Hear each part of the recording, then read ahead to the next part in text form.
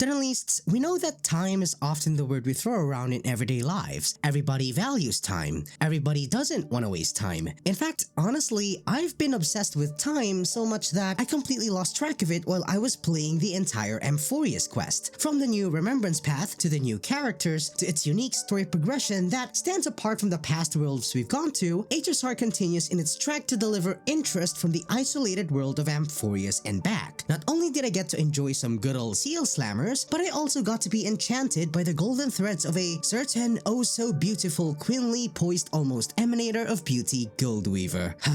Meeting Aglaea just gave me so much life. You could say I had a gold experience, you get it? But I'm here to reassure you that I wouldn't bring these JoJo references for only JoJo's sake. I mean, Amphoreus in itself just has so many JoJo references already, but they are here for a special purpose that is unique to Amphoreus, the lore. Sure thing, bro! You heard it right, Denalists and Kakuku. Today's theory will put Amphoreus under the microscope as we observe how time actually doesn't exist in Amphoreus. No way, bro! Yes way, Kakuku. Especially after finishing 3.3, I will be investigating this world's mystery through a different angle. That not only proves that time doesn't exist in Amphoreus, but also transforms this very theory into a strong evidence that might solve the mystery of the three paths, the mystery of Phainon and the Flame Reaver, Cyrene, and the mysterious condition that afflicted our resident bubbly girl March 7th. And trust me, these JoJo references will help explain this theory. So get up from your beds, Denalists, for with this theory, I will make my stand. Just to bring back what I said a while ago, I mentioned that I am investigating Amphoreus from a different angle. That is because I actually plan to start from where version 3.3 ended. Also, before I proceed, I just want to give you all a spoiler alert if you haven't finished the quest up until version 3.3, because there are definitely spoilers already right after this. I'll give you 5 seconds to click off this video if you haven't finished it. And for you over there who sees this button in its current state, now's your time to click it before I extrapolate it with Oronix's miracle.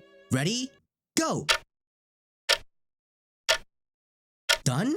Ha! You're apparently far quicker than Amphoreus' flow of time. But going back, I wasn't talking about the end where the Trailblazer could now receive inbound messages. I was talking about the hidden interactions between the memory bubbles in the Seclusion zone. In case you haven't been there, right after you finish the 3.3 questline, if you go to the Seclusion zone, you will be able to see 4 memory bubbles. Some of them contain certain relevant topics to Amphoreus such as Lygus and the Lord Ravager, but the thing I wanted to focus here is the other 2 bubbles containing the topics of Emperor's Scepter and Chronocognitive Anchor. Accessing them would replay a dialogue between Scrulum, Black Swan, Sunday, Welt, and Madame Herta. We knew that Madame Herta tried getting into Amphoreus, and we even see both her and Scrulum in ruined Akima near the end of the Trailblaze quest. In the Lygus memory bubble, Scrulum also suggested that Madame Herta might have entered a firewall, and that she was successful in crossing the barrier that happens to use space. But it turns out that there is a second barrier that, according to Scrulum, was time itself. Initially, before 3.3 came out, I already had my hunch about this time theory, but this just gave me the green light to investigate even further. A barrier that uses something is different compared to when the barrier is something. For this case, using time is different from time itself. So for geniuses like Madame Herta and Scrulum, crossing this barrier would seem like a little bit more of a stretch since they are dealing with an independent concept. But being followers of news, they wouldn't mind testing the limits of existing concepts. In fact, Scrulum already prepared such a gift called the Chronocognitive Anchor, with the premise of being able to keep track and reunite with the 2 nameless with just a reference coordinate in time. In the memory bubbles, Scrulum provided some context regarding the background application of the anchor in exploring world-like systems named Scepters. He also imparted his own fair share of knowledge and experience regarding its use for the much larger system, the Emperor's Scepter. These Scepters were invented by a certain genius named Rubert II, with the primary function of expanding his mind and influence based on knowledge, observations, and computations. It has notable feats and properties such as disrupting the laws of physics, cognitive expansion, galaxy annihilation, and a couple more. But what stood out to me in relation to Amphoreus and Scrulum's knowledge is its ability to extrapolate the future and the warping of its internal time flow. This, in particular, was Scrulum's reasoning for providing the Chronocognitive Anchor in crossing Amphoreus' second barrier. barrier. But aside from these properties, the databank has records of Scepters being imitations of Nous and clones of many inorganic neuron clusters. The Emperor Scepter, however, is a much more gargantuan thing of its own. Madame Herta noted that these are operated by anti-life equations and created to simulate destruction scenarios for innumerable civilizations.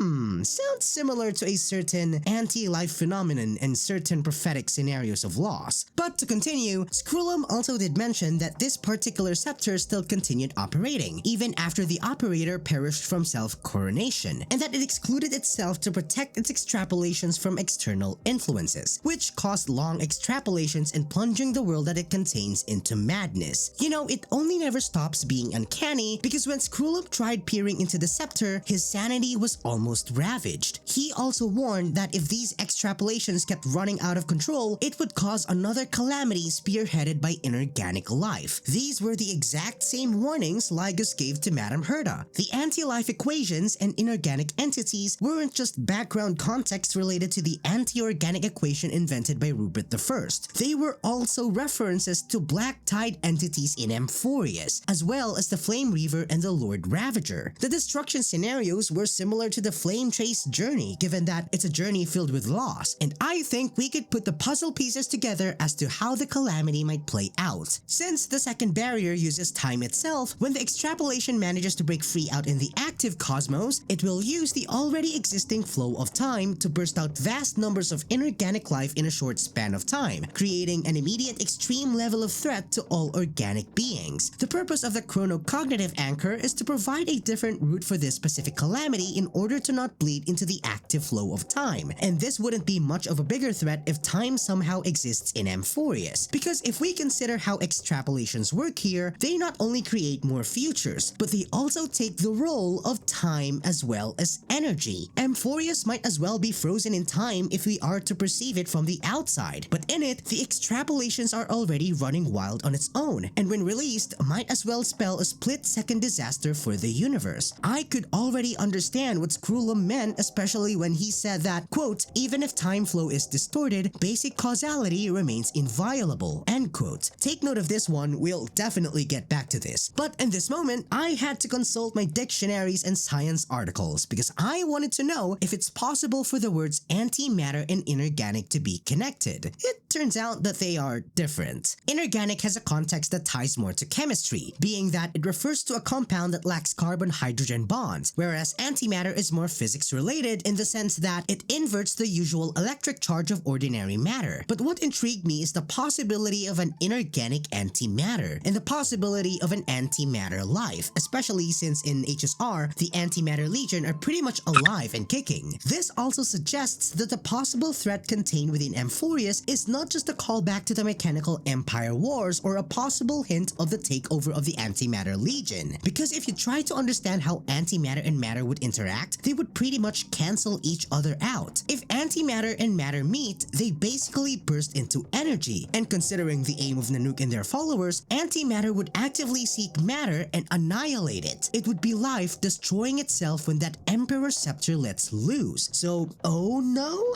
Well, luckily for us, this only takes into account the erudition's perspective, because the Remembrance has a whole different story to offer. Back in 3.2, if you finish the story parts in Amphoreus, Black Swan checks on March 7th and tells Himeko that March 7th's memories have been hijacked. She then adds that if a person loses the ability to remember, they become nothingness. We also get to know here that the Remembrance perceives the universe through memories, and just like the erudition, they have their own take on time in a sense that time manifests as Memoria. Memorias are kind of like a material manifestation of the past. The future is only a possibility that would eventually end up being converted to Memoria as it happens and become a thing of the past. It is then emphasized by Black Swan that the present actually doesn't exist. If you think about it, this already explained how time doesn't exist in Amphoreus, because later in that moment, Black Swan immediately gets anxious because Foley has gazed on Amphoreus. That reminds me that there is also an event in Amphoreus where we ourselves witnessed the Trailblazer begin gazed upon by Fuli. Now, I really don't want to make things longer and more complicated, but the Trailblazer only got Fuli's gaze after making an audience with Oronyx thanks to March's camera. This pretty much happened far into the Amphoreus questline, which must have taken a lengthy time after their departure from the Express. If we use Black Swan's diagnosis of March 7th as the reference for the present, this should match the moment where the Trailblazer got gazed upon by Fuli in the Non-Existent memory. But since this happened in 3.2's questline, something doesn't quite add up, and Hoyo has been giving us hints with these orders. Because in the same questline, Madame Herta successfully made it to the Amphoreus firewall and saw the Trailblazer and Danhang's residual Memoria. Not only that, she also saw the Flame Reavers. They align in a sense that whatever they are perceiving is already a thing of the past. But Madame Herta's observation and Black Swan's present don't align because the former takes into account the Trailblazer encountering the Flame Reaver, and the latter is still referencing Fuli's gaze. And if you pay attention to the constellations, they are empty. Still confused? Don't worry, Denalists, we will rearrange what we know about the actual order of events that happen in Amphoreus. Let's start at the very beginning. The nameless duo arrives in Amphoreus through the express coach. It got hit by a projectile causing them to crash. Moments later, the Trailblazer wakes up and together with Danhang, they vacate the crash site and investigate the area to which they are being subtly led by Mem. Except that this already was our first anomaly. Mem didn't just appear out of thin air. We already met Mem before the Trailblazer woke up. And if you're at the same pace as I am, you would guess that it happened in the Non-Existent memory. The Non-Existent memory happened in between the crash and the Trailblazer waking up. It didn't happen after we made an audience with Oronyx, because what Oronyx actually did was help the Trailblazer look into their own memories. It's not that the memory was non-existent, but it is the Trailblazer not being able to remember that it happened as they successfully entered Amphoreus. The key distinction was actually in 3.2. Why did you think Oronyx explicitly stated that the Trailblazer lacked a future or was basically dead? If Danhang was involved in the crash, how come he was fine? Take note of this because Danhang told us one very crucial clue we might have missed.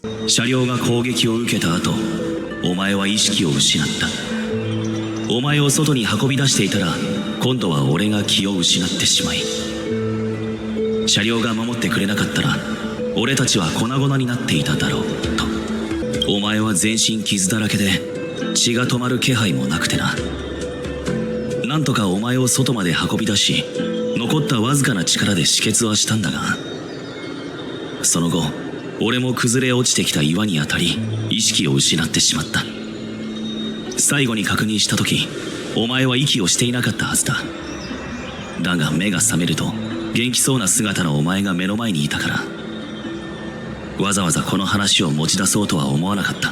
Danhang was still conscious right after the crash happened, but the Trailblazer was already severely injured. He tried everything he could to save the Trailblazer, but he wasn't breathing. Danhang then got hit by a falling rock, knocking him unconscious. The next time he knew it, he regained consciousness and the Trailblazer was fully alive and rejuvenated. Or is he? Because the truth of this matter is that the Trailblazer was already dead, and what Danhang was seeing wasn't the Trailblazer in actual form. It was from here onwards that the Trailblazer was already a walking memory who lacked a future, because the future was a point outside Amphoreus where they have departed, the same point in time that Black Swan checked on March and Madame Herta saw the residual Memorias. In short, the nameless duo traveled back in time to reach Amphoreus. Fuli's gaze allowed the Trailblazer to stay intact while their physical body was gone. When we brought March's camera with us to Amphoreus, Mem was already accompanying us. Oronyx was on point when they told the Trailblazer that they should retrieve their future by defying death. This was why we were replaying our journey in the Netherrealm as castorice tried to revive us. We were doing what Oronyx and Fuli ought for us to do, to remember. And by remembering everything that happened in our journey, we could return to time itself by only moving forward towards the future that we originated from, never looking back in risk of being mere part of a world's chaotic extrapolation. Absolutely mind-blowing. What's even more mind-boggling mind-boggling is if you play Simulated Universe and pick the Remembrance Resonance path, you would often see a debuff called Dissociation in many of its blessings. In psychiatry, dissociation is an involuntary event where one experiences a sense of disconnection from reality. This can manifest through a sense of confusion about one's identity, thoughts, and memories, and their own perception of time. Oh, look at that! This perfectly describes what the Trailblazer was experiencing in the Non-Existent memory. He couldn't make sense of his past and the situation as to why the Stellaron hunters are aboard the Express. If we dive deeper into the details, some of them check out with what we know so far in the Trailblazer's journey, like the involvement of the Stellaron hunters and the Express crew. But if you look at it closely, a lot of things don't add up. There was Himiko talking about some script, we heard the Express escape signal that was last said in Belobog, but it was Blade who said it. We have met Kafka before, but we met Firefly separately. The things that happened seem to be correct. These things may have happened before, but the order of time from which it happened gets jumbled together, causing memories to mix and create a non-existent memory in the present. Mem kept on repeating words such as past, future, chaotic, forgotten. Oronix told the Trailblazer to remember to look outside the window. Why? That is because the present does not exist, as Black Swan already explained. And if we could interpret the universe only through the past and the future, then we could definitely trust Oronix's word to look outside the window. Surely enough, that is how the Trailblazer met Mem and got Fuli's gaze. They won't be able to retrieve their future if they did not have a reference for time. But I know that some of you may argue that Amphoreus is under a time loop, that there is no way time does not exist when they literally have their own calendar. And Skrulum already implied that Amphoreus' time flow might have been warped. So let's go ahead and investigate the unique calendar of this isolated world. Amphoreus has 4 seasons that each divide into 3 months, making up their own 12-month cycle. There is the Fate season, which divides into months of Gate, Balance, and Evernight, Pillar season with months of Cultivation, Joy, and Everyday, Creation season with months of Freedom, Reaping, and Weaving, and the Calamity season with months of Strife, Mourning, and Fortune. They also have their own concept of hours in a day, some being Entry Hour, which is basically dawn, and Curtainfall Hour being their midnight. These hours are also divided into quints, and the smaller the time section is, the busier people get. But on a larger scale, Amphoreus has its own major eras. We know at least 2, being Era Chrysea and Era Nova. However, upon checking the wiki, Amphoreus didn't actually begin from Era Nova. They began from Era Luminosa, where it's documented that there was only chaos from which the core flame soon emerged. Era Nova is the specific point that the Chrysos heirs are striving for. What intrigued me here was how specific their temporal naming conventions came to be. If you compare from the current ones we already know, like the Trailblaze years and system hours, even the major time periods were different. Amphoreus have unique terms for each of their eras, whereas the outside cosmos only know of amber eras. But if we examine the names of the months and how they are ordered, we will find something interesting. If we start recounting the events after the primal core flame ignited during Era Luminosa, this began the birth of the first ever Titan Janus, to which Talanton followed after. Oronix was born next, then Georios, to which from Georios birthed Phagusa, then Aquila. If you follow through the events, it ends with the emergence of Titans Nicador, Thanatos, and Zagreus. Now, putting them side by side with the order of the months, the ordering fits just right. And if you zoom into the day section of the calendar, we could infer that Zagreus coming last doesn't only reference the month of fortune, because by Curtainfall Hour, a thief star belonging to Zagreus will sail across the sky, which is the only way for people to tell that a day has come to pass. Not only that, people were immortal up until Era Chrysea. They only knew of aging and decay after Thanatos was born and introduced death. Amphoreus didn't have weathers that change over time because the Skyfolk have the Celestial Mural that allows them to have control over weather selection. Ding ding ding! Another coin to plausible evidence. The civilizations of Amphoreus have a different perception of time that is heavily based on the Titan's birth order and the things they created after being born. But if their calendar doesn't make use of time, then what takes place of it? Most importantly, what really is the secret of Amphoreus, as well as the mysteries surrounding Phainon, the Flame Reaver, and Cyrene? For this, we first need to bring up the place Phainon kept on talking about, Aedes, Elysiae. From his recount, this small village was home to him and Cyrene, but the former was destroyed and the latter was killed by the Flame Reaver. Cyrene was a special friend to him. She was the one who called him the deliverer in the prophecy. And interestingly, she likens the fate of Amphoreus to a romantic story like none that has come before. At the end of 3.3, her appearance touched on Lygus' inference that the endless epic of Amphoreus might turn a new page. This, to me, sounded like Amphoreus was an unfinished world that only kept on cycling because it does not have a resolution. But the cycles don't involve Cyrene, at least not in a direct sense, because when she was killed by the Flame Reaver, she bled golden ichor, which was the divine blood that flows through each of the chrysos heirs. The golden ichor should explain how the prophecy came to be, but it was already mentioned when Cyrene was still alive. So not only does Amphoreus not have an ending, but it also does not have a definite beginning. Ugh, how am I supposed to solve this chicken or egg problem? Wait, if Cyrene appeared at the end, then wouldn't it contradict the information we had that she was killed by the Flame Reaver? Hold on, it's starting to make sense. If you go back to the part where Madame Herta and Scrulum's projection made it to ruined Akima, they mentioned that Black Swan said that March 7th might also be trapped in Amphoreus. But if you think about it, we only brought her camera. And I think that's the point. When we departed to Amphoreus with the camera, not only we were able to meet Mem first, we were also creating leverage for Cyrene to reappear. Hence, the reason why the camera memory became full at some point was because Mem was slowly learning how to communicate. She's learning to revert to her form as Cyrene. And the fact that March 7th simultaneously turns to ice as her condition worsens just makes her connections to Cyrene undeniable. Cyrene might not be March 7th, but instead her consciousness. You could even say that the camera is Cyrene. So then, what happened to the Cyrene that was killed by the Flame Reaver? Simple, this was not the actual Cyrene. She is the version of Cyrene that was self-inserted in the prophecy that Phainon gets to remember due to his perfect memory. And if you remember the Scrulum quote I sidelined in the beginning of this video, you'd make further sense of how all my many theories connect in the grander scheme of things. Let's revisit how time was supposed to work in Amphoreus. When we first used Oronyx's miracle, Tribbie straight up explained to us that we weren't going back to the past, so it wouldn't be something like Mandom's Rewind. Instead, it's more similar to Crazy Diamond because it restores a broken object to its previously known form. Then we have the night and day mechanic, which allows two time versions to overlap at the same time. This, alongside the fact that the Trailblazer used this with Mem to restore Nicodor's reason and also being able to investigate past memories of certain locations, would also make it similar to Moody Blues, in a sense that an event or a state can be reenacted irrespective of the relative time. Lastly, if you hit a breakable object and allow yourself to get hit by the debris, a black screen with a prompt like "You've been struck with a passage of time" shows up, and then you return to your original position, the object wasn't broken, and most importantly, you didn't lose HP. This to me was like a combination of Killer Queen Bites the Dust and King Crimson, where you getting hit by debris served as trigger for time to go back to the moment before you hit the object, all while the black screen erased what happened in between it. What's more interesting is if you consider that the Trailblazer was only a memory preserved by Fuli, we could connect this back to how Amphoreus seemed like it's on a time loop, just because of the history of the Chrysos heirs, the Golden Blood, and its ties to the Flame Reaver's murder of Cyrene. Cersei's not remembering her time as Calypso, which helped Anaxa prove his Chrysos heirs Titan inheritance theory, was proof that Amphoreus was not in a time loop. The continuous cycle was more like made in heaven, in a sense that it's resetting and creating Amphoreus again and again, except that Amphoreus actually doesn't get complete resets. And if you pay attention to the Flame Reaver, he can summon multiple copies of himself. This to me suggests that there could be an Amphoreus layered on top of another Amphoreus, which is layered on top of another Amphoreus, which is layered on top of another Amphoreus. This is D4C level of multiverse. The Flame Reaver could jump in between Amphoreuses and bring versions of himself from other Amphoreuses. The reset couldn't happen because the world of Amphoreus does not have an ending, and only Cyrene could allow it by turning a new page. Lygus might have also existed prior to the earliest events of Amphoreus, given the possibility of its identity being that of an Emperor Scepter. Just like the Trailblazer, Cyrene is also a trigger because she is part of an unfinished memory that the original Cyrene didn't get to write. Just like how Fully stabilized the Trailblazer, she might have also been sealed before the Lord Ravager who took on Phainon's very first identity could even take her out. This then would become